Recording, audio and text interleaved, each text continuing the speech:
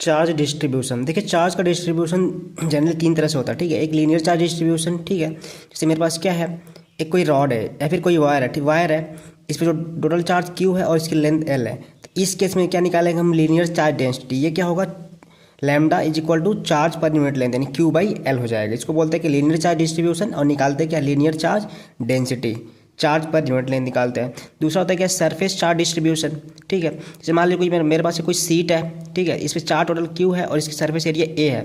तो इस केस में हम क्या निकालेंगे, सरफेस चार्ज डिस्ट्रीब्यूशन में क्या निकालेंगे, सरफेस चार्ज डेंसिटी निकालते हैं। वो होता क्या है, charge per unit surface area यानी कि sigma is equal to q by a होता है।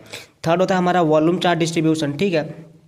इस केस में हम क्या निकालते हैं, वॉल्यूम चार्ज डेंसिटी निकालते हैं। जैसे मेरे पास कोई क्यूब है, इसमें जो टोटल चार्ज है प्लस क्यूब है और इसका वॉल्यूम भी है, तो क्या निकालेंगे, वॉल्यूम चार्ज डेंसिटी। वो क्या हो जाएगा, वॉल्यूम चार्ज डेंसिटी यानी कि rho is equal to charge per unit volume यानी कि rho equal to q by V हो जाता है। तो ये क्या हमारा होता है, चार्ज डिस्ट्रीब्यूशन होता है, जो कि तीन तरह का, linear charge distribution, surface charge distribution और volume charge distribution. Surface linear charge distribution हम निकालते हैं linear charge density, surface charge distribution में हम निकालते हैं सरफेस चार्ज डेंसिटी, और वॉल्यूम चार्ज डिस्ट्रीब्यूशन में निकालते हैं हम वॉल्यूम चार्ज डेंसिटी।